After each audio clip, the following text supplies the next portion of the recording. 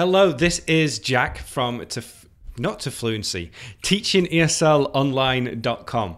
That's a problem with having two brands. Now, luckily, I haven't made a big mistake with having two brands yet. I always worry that I'm going to send an email to the English learners about teaching English or something like that, or include the wrong list. But anyway, welcome to this video where we are going to talk about the three main reasons why teachers can't get enough students. They can't attract enough students to their online lessons. So I'm going to go through the three main reasons why this happens and how you can fix it if this is happening to you too. Now, if you are watching live, and if you're not watching live, doesn't matter, but please subscribe. We're at 9,999 subscribers. So if you're watching this right now and you haven't subscribed yet, click that subscribe button. And hopefully by the end of this video, we'll have 10,000 subscribers. Don't unsubscribe. I hate to see the numbers go down. Okay, so yeah, we're going to talk about why you might not be getting enough students into your online lessons. And I've been doing this for a long time. So I've been attracting students into my courses and before that into my lessons. And I've been helping teachers do the same thing. Now, when people get in touch with me and say, hey, could you have a look at my website? What type of things do I need to change? Or they say, I'm not getting enough students. Why do you think this is? It's usually one of three reasons. Okay. And the first one is that you're setting up your website for browsing and not for action. And I've talked about this before, okay? This is the number one thing I see, the number one mistake I see teachers make when they create their website. They get sucked into shiny object syndrome. Because when you start creating a website, you think about, okay, can I get a slider showing pictures? How do I get a pricing table onto the website? How do I get lots of testimonials on there? And I can make them look good. How can I talk more about the lessons and add lots of pictures that usually aren't relevant? But the thing with that, and especially if you put prices on your site and have lots of information about your lessons, is that people will read this, but they won't take any action. In fact, a lot of teachers make it really hard for somebody to go on the website and book a lesson or to take that first initial action. So I'm just going to show you something. Come on, guys. I need one more subscriber. I'm just going to show you something. And this is inside Leadpages. Now, I love Leadpages and I nearly changed to a different type of landing page builder, but I had a look at it, I compared the options, I saw what Leadpages were doing and the improvements that they've been making and the additional features they've added, and I decided to stick with it. And what I did here, oh, by the way, if you're interested in Leadpages, then please check out my affiliate link. There's a link in the description. But as we're looking at this page here, this is something that I just started to mess around with before. And what I did was I created a new page and it said, what do you want to do? I said a consultation. It brought me this page. Now, this is a very simple page here, as you can see. It has the logo at the top. It has a picture of Jim Ryder. Hello, Jim. It has a headline here. In this free 30-minute phone call, you'll get blah, blah, blah, blah, blah, blah, blah. Schedule my free call. So you can see here how simple this is. And I want you just to copy this template if you use Leadpages or not, to keep things very simple, where you're showing your picture, which makes that connection, and it shows that you're a real person. It talks about the feature of what's happening, but then talks about the benefits. And what I like here is it highlights the benefits of the trial of this free consultation. It's not talking about your future lessons, but it's trying to entice people to sign up for this initial trial, because you know that once you get people on a call, on Skype, on Zoom, it's much easier to sell your lessons in the future. So just look at this very simple landing page. It is fantastic. And this is what you should be creating as well for your teaching business. Whether this is where you're sending people for a trial lesson, or if you're sending people to take a different type of action first, for example, to download something for free. Now, there's a new feature with Leadpages, and hopefully you can see this in the bottom left. It's quite small, but it says Calendly Embed.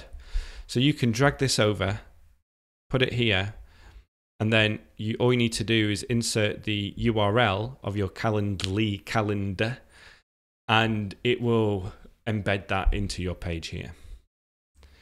So you can see that this page is set up for action. It's not set up for browsing. There's no menu at the top. There's no other link to click. The only thing you can do is schedule a call, book a Calendly lesson, or leave the page, which is what you want. That's the type of choice you want to give people. So that is the first thing, the first reason why you might not be getting enough students, because you don't have that system set up so that people can take action and start booking lessons with you. Okay, I just want to check this. Let's see. Okay, if you're watching live and you haven't subscribed yet, please do so now. I'm just going to check out the comments. Teacher Holly is here. Good to see you, Holly. Yeah, great to have you. Eliza says, hello, thank you for the job you're doing. It is my pleasure. It is my pleasure. If you're enjoying this, then just click the like button. So that is reason number one. Okay. I think you saw all that information then. By the way, what I just showed you is the new YouTube Live Studio. So YouTube have been trying to move people from the classic editor and backend to this new, what they call the YouTube Studio.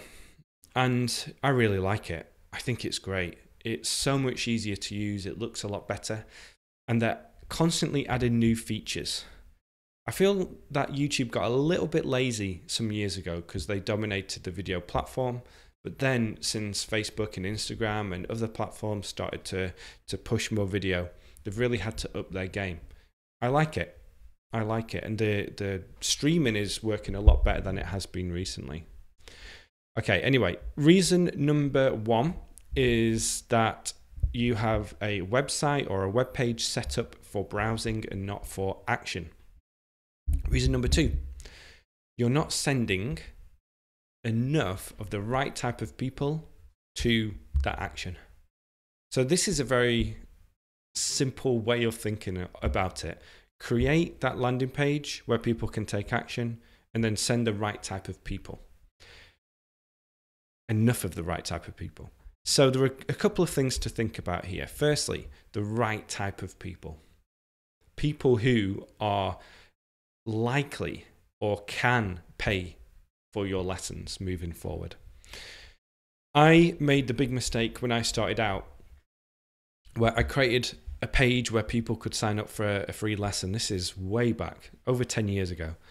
And then I started to advertise and I sent a bunch of people to the page from countries where they wouldn't be able to pay for the lessons.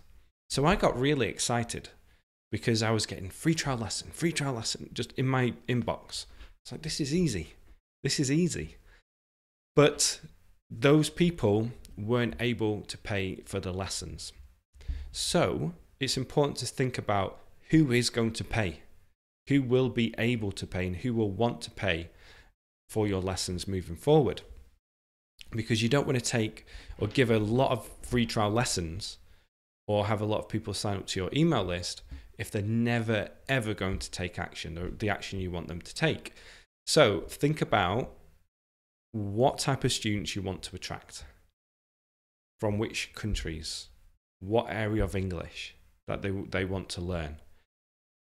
Send enough of the right type of people there. So once you think about who you want to send there, the next stage is to say, okay, where am I going to find these students and how am I going to send them to this site? So a very simple way to do this is, firstly, go through your contacts, networks, think about who you've taught before and who you can send to that page. Then look at doing classified postings in cities and countries that you want to target. Think about how you could set up a very simple advertising campaign using either Facebook or Google to send people to that page. But again, if you don't have that action page set up, then you're just wasting your time by sending people to your website. So both of these things need to be true. Okay, so you need to have that system set up first before you send the right type of people. Now, a lot of people start with, okay, I'm just going to post on social media. I'm just going to create a YouTube channel. But know that this is more of a long-term strategy and that it opens itself up to anyone finding you. So you might not be sending the right type of people through if you're creating videos on YouTube, or not enough of the right type of people. So I recommend starting with things like classified postings, going through your network, and also maybe advertising. But know that you can't just create an advertisement without putting some thought into it and not sticking with it and adapting and making changes when you need to. Okay, so that's number 2. So not sending enough of the right type of people, where people are making this mistake of targeting anyone and just to get numbers there, and then not getting enough of the right type of people. Now let's check the comment section. Anthony Jackson today. Hi, today you are very bright. Well, thank you very much. It's very kind of you. It's very kind of you. Okay, so if you're just joining, welcome. Please subscribe to the channel if you haven't done so already, so we can get that 10,000th subscriber. Now, number 3 is to not consistently improve what you're doing. Because once you get this initial setup in place, and once you start thinking, okay, I'm going to target some students, you can reach a point where you're not getting enough people signing up, and you think, oh, what's going on? I've set up this page. You know, I've done some work to get people to the website, but I'm not getting any action. I'm not getting enough people coming through. And this is where you need to go through and problem solve, okay? Because from my experience, when you set something up initially, whether this is a landing page, an ad that we talked about, an ad campaign, or anything that you put out into the world, it's difficult to get it right first time. And this is where people make the mistake of saying, oh, I did this, but it didn't work. They say, oh, I've already created a landing page. I've already posted on classified website, but it didn't work. And this reminds me of when English students get in touch with me and say, I joined Hello Talk, or I joined some type of language exchange app, but it didn't work. I didn't find anyone that wanted to join me in a language exchange. And then I always ask them, well, how long did you spend doing this? How long did you spend trying to find people? How many people did you message trying to help them first and not just cold calling them? And usually they say not that long. And then I say, okay, you need to earn the right to find a language exchange partner. It's worth putting in the time and the effort to find a good language exchange partner.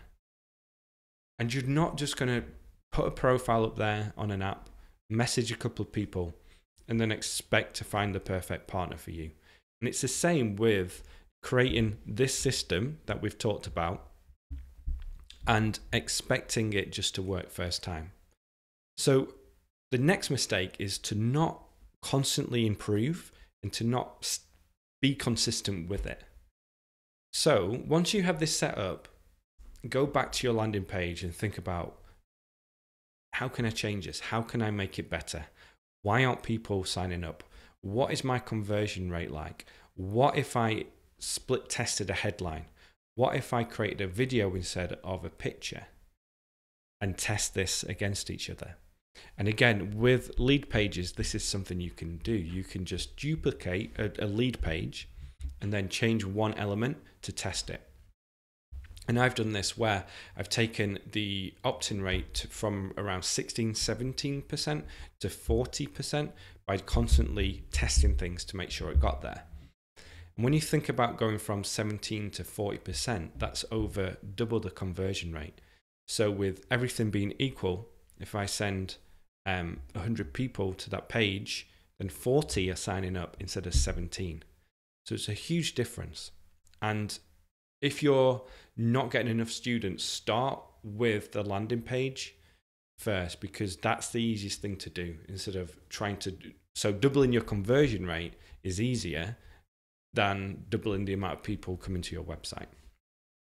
So constantly improve things. Think about, okay, is the classified posting that I created last week, is it standing out on that website? Have I posted again? Am I contacting enough people? What do I need to change about my ad so that more people are clicking the initial link? All of these things make a big difference, where you're looking at making lots of little small changes that will make a big difference moving forward. So don't just think that you can create something and then they'll come. You need to constantly improve things. So those are the three mistakes I see. Firstly, setting up a landing page or a website where people browse. Then not sending enough of the right students to that page.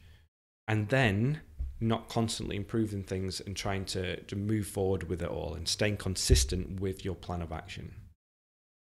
So let's have a look at the comments.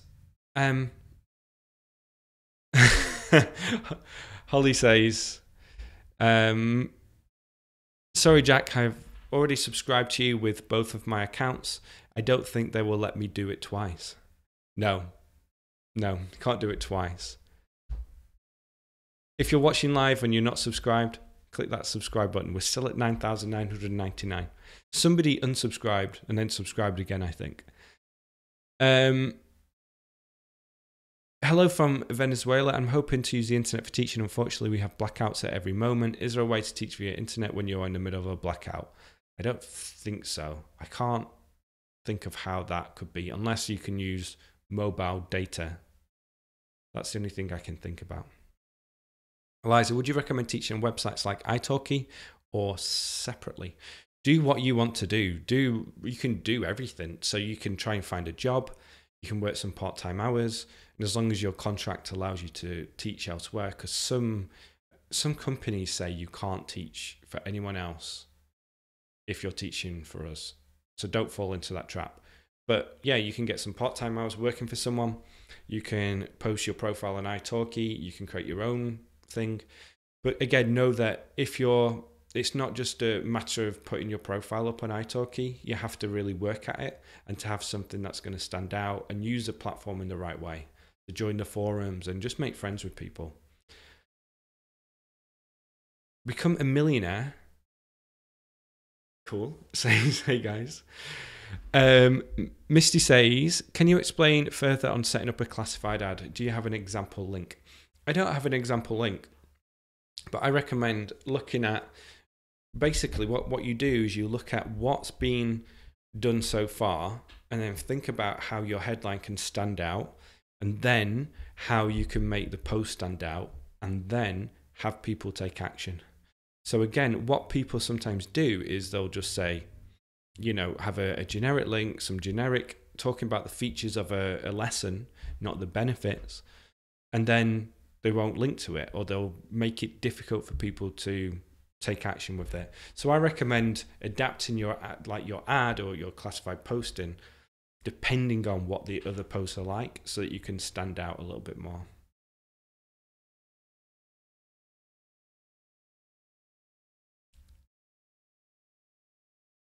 I'm an italki teacher currently, but I was wondering if it would be better the other way. Thank you anyway. Well, yeah, just it's up to you. Like, if you're happy with italki and you don't want to do it independently, like your own website, then stick with italki. But if you want to have a bit more control and attract maybe higher paying clients, but attract your own students, then think about doing it on your own too. PS, oh yeah, so Pedro is saying we've not had any blackouts yet. Good, so you can continue watching. Okay, any other questions about this? Please let me know. So far we've talked about to have that landing page set up. Again, the link to that is in the landing page builder is in the description, my affiliate link, if you want to sign up to Leadpages. And one thing you can do with Leadpages is you can buy a domain name on GoDaddy, and then just for now use Leadpages instead of creating a website. So you can just have a one-page website using Leadpages and then go from there. Or you can sign up to Leadpages, host it on the Leadpages platform, and then once your website, or once you get a domain name, you can then redirect the Leadpages URL to your website. Hopefully that makes sense. But yeah, it's a good way to get started with it all. Now, also in the description is a link to my free video training series on how to become an online teacher, and also the paid course, the Teach English Online course, if you want to really go deep into how to create a landing page that converts, how to set up email marketing, how to set up the equipment that you're going to need to teach, how to think about your niche, how to use social media, how to get students, classified postings, all that kind of stuff. So Kelly says, I'm late, but I'll catch up teaching on Udemy and Skillshare, and always love to hear what great tips you have. How is the teaching on Udemy and Skillshare going? I'd love to know. So yeah, please share that with me. Feel free to reach out and send me a message if you want to do that instead. Okay. Well, unfortunately, we did not get, or we haven't got yet, 10,000 subscribers. I was hoping we were going to celebrate during this live lesson. Maybe I'll take some more questions and hope that someone else is going to subscribe before the end of the video. Okay, so I'm going to give a 1-minute warning for any of the questions that are going to come through. And then I'll happily answer them during this live video. So please let me know.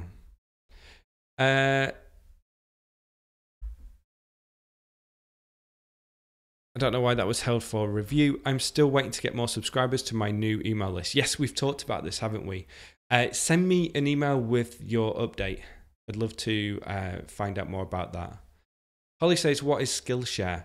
It's like a video training platform, online course platform, where you can create videos for that platform, or you can sign up, I think, to a monthly subscription to then take, various online courses. Going great on both. Love to chat about it. Oh, I'm at 9,998 on my channel. How strange. That's pretty incredible. Wow. I wonder who's going to get to 10,000 first. Actually, guys, go to Kelly's channel and go subscribe. I don't know if I can click that link here. So then Kelly can win. Okay, Misty says, does Udemy allow online live classes or just recorded online lessons? It's just like recorded online courses. So it's a platform where you can create online courses and sell them on that platform. I'm intrigued by Udemy, but I don't like their pricing structure. So I prefer to have a lot more control over over my online courses. So also another thing about Udemy is that you can email students from the Udemy platform, but you're restricted in what you can put in that email, how often you can send it, and you don't keep the email. So basically they're a student to the Udemy platform, but they're taking your course.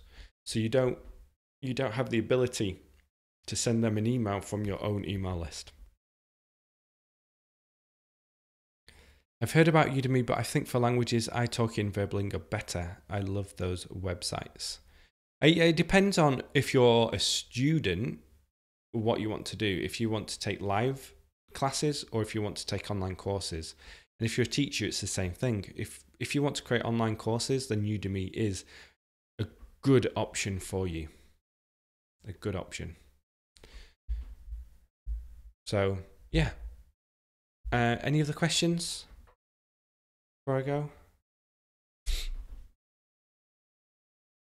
Please let me know. I really like this new YouTube software for streaming. It's so much better, and it seems like the connection is a lot better too. Okay, 30-second warning to everyone.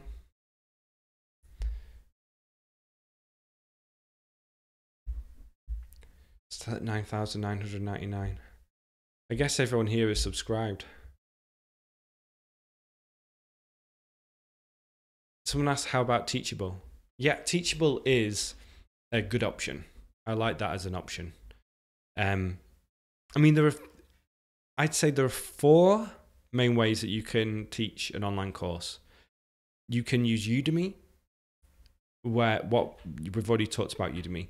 You can use Teachable, which gives you control over nearly everything. And then but it's quite easy to set up the course. Like everything is a template. They take care of the payments. They take care of hosting the course for you. So it is quite simple in that regard. Then there is something like Gumroad or Cells or just Vimeo, where you can deliver online courses or allow people to stream them, where you upload to the back end and then people buy it and then they can download the materials or they can stream it. And then the final option, Kelly hit 10,000. Fantastic. There you go. The final option is to put it on your own website using WordPress and plugins. So those are the 4 options. Yeah. So, yeah, it's kind of cool.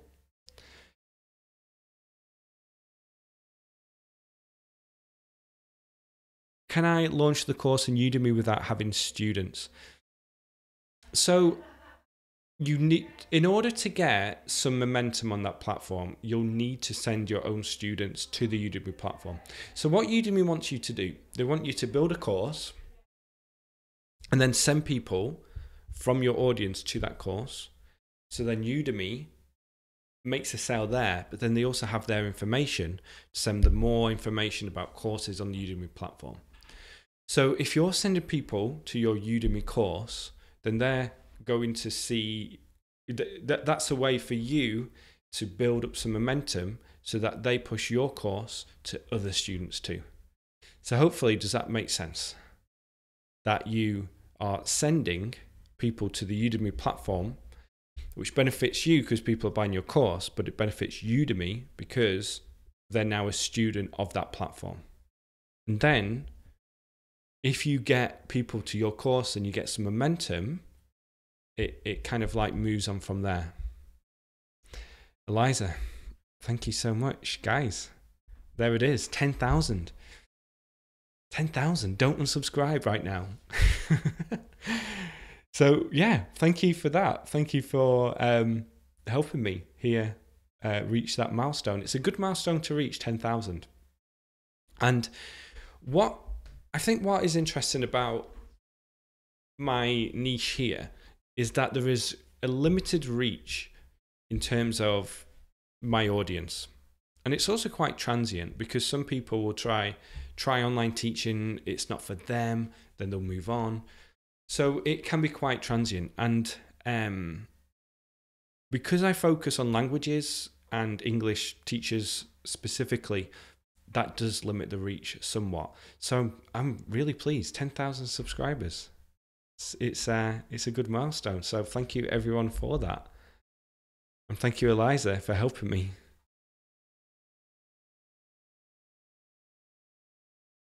Yeah, thank you everyone. Kelly says, oh, I'm just beginning mine on Thinkific. Yeah, so Thinkific is like a competitor to Teachable. And there's not a big difference between the two from what I could see. Personally, I preferred the back end and the course layout of Teachable. So that's the one I recommend now. And it's a platform I'm most likely going to use in the future too. Thank you for the kind comments. Eliza, it's deserved. Viviana, nice.